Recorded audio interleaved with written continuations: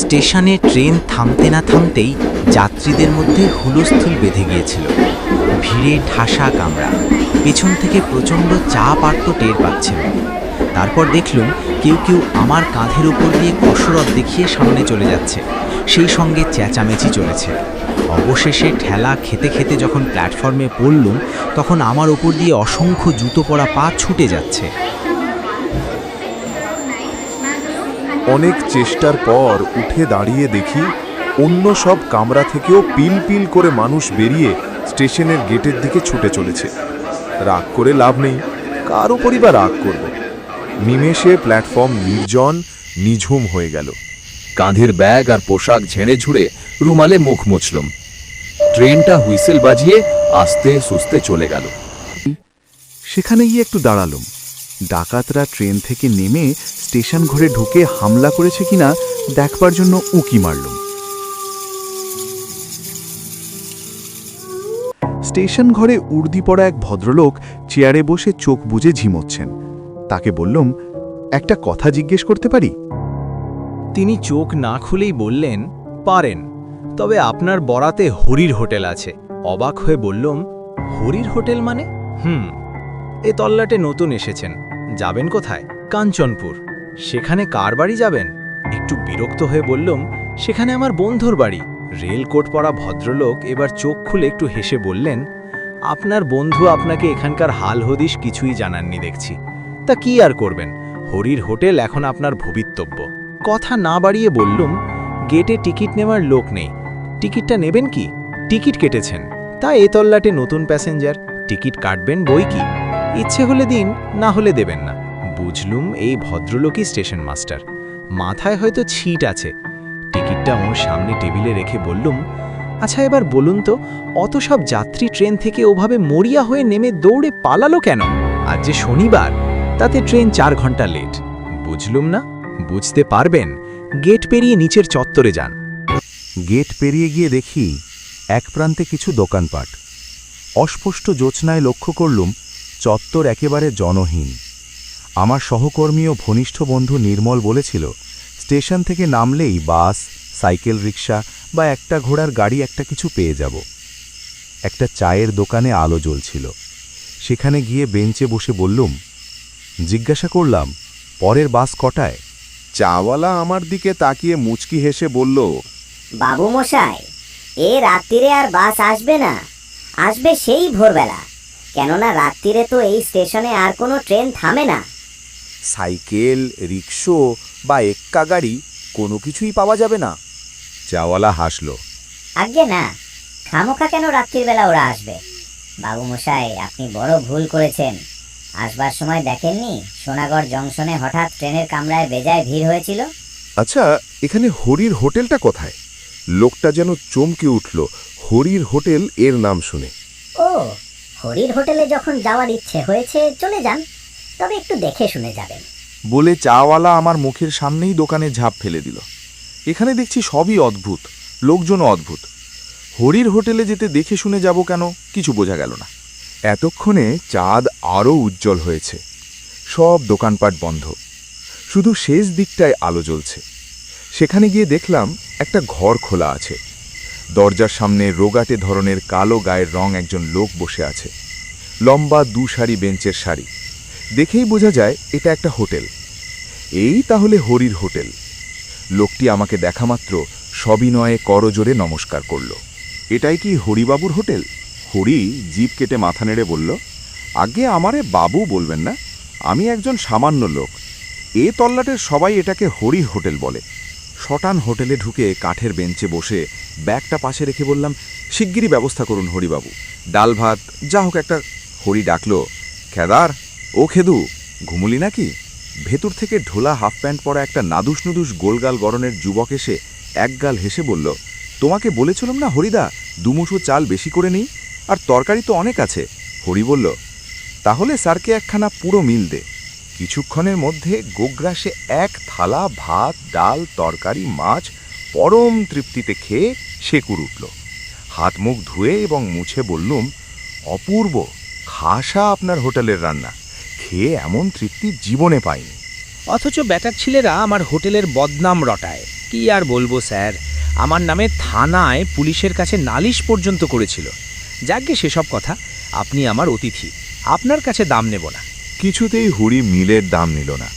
অবশেষে বললুম, ঠিক আছে, তাহলে আমাকে রাত্রে থাকার জন্য একটা ঘর ভাড়া দিন।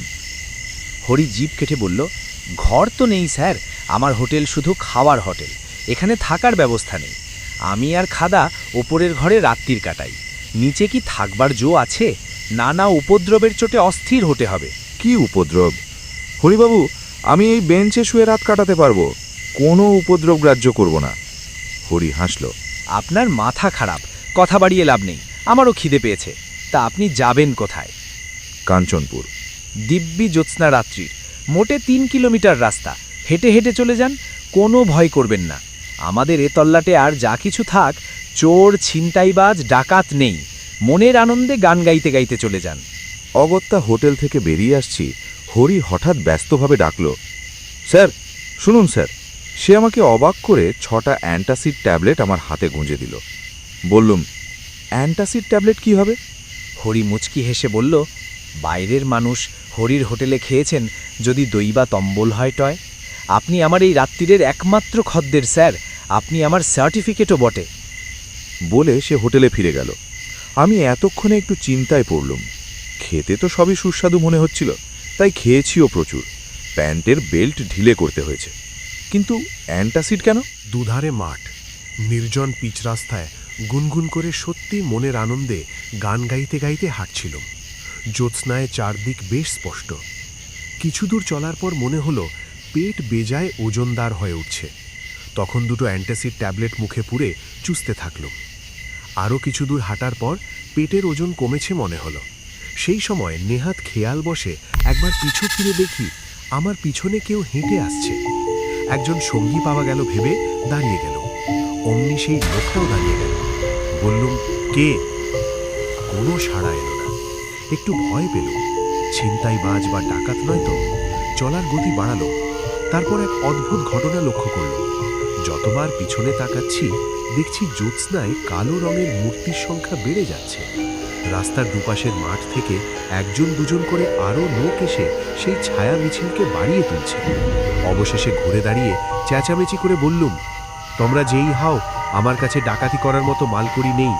বন্ধুর মেয়ের অন্নপ্রাশনে উপহার দিতে কিছু পুতুল আর জামা কিনেছি। নগদ টাকা কড়ি যা আছে তা তোমরা কেড়ে নিয়ে ভাগাভাগি করলে প্রত্যেকে একটা আধুলির বেশি পাবে না, কাজেই তোমরা কেটে পড়ো।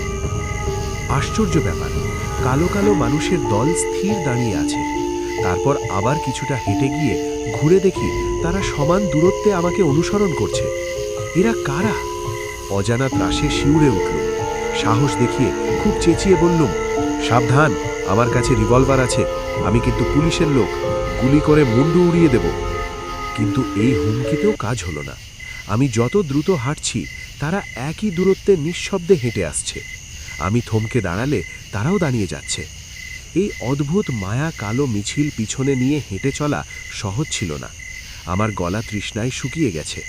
সঙ্গে জলের বোতল নেই, এমনকি একটা টর্চও আনিনি। আতঙ্কে দিশাহারা হয়ে আমি দৌড়তে শুরু করলাম। দৌড়তে দৌড়তে যতবার পিছু ফিরে তাকাচ্ছি সেই বিভীষিকাই আমাকে অনুসরণ করছে। কিছুক্ষণ পরে সামনে ঘন কালো গাছপালা দেখতে পেলুম। মন্দিরের উঁচু খোলা চত্বরে কারা বসে কথা বলছিল।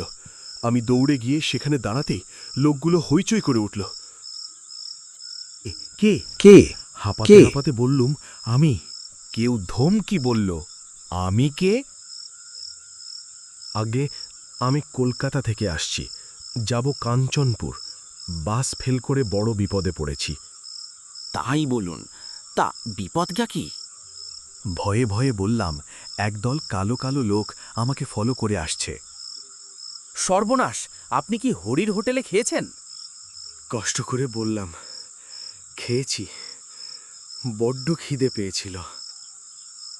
অমনি আবার হইচই পড়ে গেল। ওরে, এ হরির হোটেলে খেয়েছে রে, কি সর্বনাশ! আবার একা নয়, সঙ্গে হরির হোটেলে খাওয়া পুরো দলটাকে সঙ্গে নিয়ে আমাদের গায়ে এসেছে। এই সব বলতে বলতে লোকগুলো মন্দিরের পিছনে উধাও হয়ে গেল। তারপর গ্রামের কুকুরগুলো ডাকতে লাগলো। আমি এবার কি করব ভাবছি, সেই সময় দেখলুম উঁচু চত্বরের পাশে একজন লোক দাঁড়িয়ে আছে। বললুম, দেখুন তো মশাই, কি অদ্ভুত ব্যাপার, বিপদে পড়ে এখানে ছুটে এলুম, অথচ ওরা অমন করে পালিয়ে গেলেন। লোকটি খিকখিক করে হেসে বলল, পালাবাড়ি কথা, আপনি হরির হোটেলে খেয়েছেন কি না? করুণ স্বরে বললুম, কেন, হরির হোটেলে খেলে কি হয়? যে খায় সে ভেদবমি করে টসে যায়। আমি কিন্তু টসে যাইনি, হরিবাবু আমাকে অ্যান্টাসিড দিয়েছিলেন, 2টো খেয়েছি। 2টোতে কাজ হয় না মশাই, এখনও আপনার পেটে হরির হোটেলের ভাত আছে তো, তারই গন্ধে যত গণ্ডগোল বেঁধেছে। কারা আপনাকে ফলো করেছে বলছিলেন যেন? হ্যাঁ, 1-2 করে অন্তত 30-40 জন হবে, জ্যোৎস্নায় সব কালো কালো মূর্তি। তারা হরির হোটেলে খেয়ে টসে গেছে। কথায় বলে স্বভাব যায় না মলে। হরির রান্নাটা যে সুস্বাদু, সেই লোভে পড়ে পেট পুড়ে খেলেই কেলেঙ্কারি। ওরা ভেদবমি করে টসে গিয়েছে বটে, কিন্তু লোভটা যায়নি। আপনার পেট থেকে হরির সুস্বাদু রান্নার গন্ধ টের পেয়েই ওরা আপনার পিছু নিয়েছে, বুঝলেন তো? বুঝলুম। যাকগে, চলুন, পিছনে তাকাবেন না, আমিও তাকাবো না। কিছু দূর হেঁটে যাওয়ার পর বললুম, দেখুন, আপনার যেমন আমাকে ভয় করছে, তেমনি আমারও আপনাকে ভয় করছে।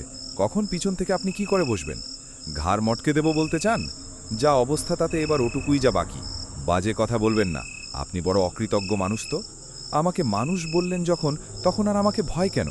বরং আপনার ভয় পাওয়া উচিত যারা আমাকে ফলো করে আসছিল তাদের। লোকটি থমকে দাঁড়ালো। এই রে, একেবারে ভুলে গেছি, আমার জামার পাশ পকেটে টর্চ আছে, বের করা যাক। আগে আপনাকে টর্চের আলোয় দেখে নিই, তারপর এখনও কেউ পিছনে ফলো করছে কিনা দেখা যাক। বলে সে টর্চ জেলে আমাকে খুঁটিয়ে দেখল, তারপর ঘুরে দাঁড়িয়ে পিছনের দিকে টর্চের আলো ফেলল। কয়েক মুহূর্তের জন্য সেই আলোয় দেখলুম এক দঙ্গল আস্ত কঙ্কাল ছিটকে দুধারে গাছপালার মধ্যে লুকিয়ে পড়ল। আর লোকটাও সেই দৃশ্য দেখে প্রচণ্ড বেগে দৌড়ে কোথায় উধাও হয়ে গেল। আমার সৌভাগ্য, তার হাত থেকে জ্বলন্ত টর্চটা ছিটকে পড়েছিল। সেটা আমি কুড়িয়ে নির্ভয়ে এবার নিয়ে হেঁটে চললুম। মাঝে মাঝে পিছু ফিরে টর্চের আলো ফেলছিল, কিন্তু আর কেউ আমাকে অনুসরণ করছিল না। বেশ কিছুক্ষণ চলার পর রাস্তার বাঁকের মুখে মোটরসাইকেলের উজ্জ্বল আলো দেখা গেল। তারপর মোটরসাইকেলটা আমার কাছে এসে থেমে গেল। নির্মলের সাড়া পেল।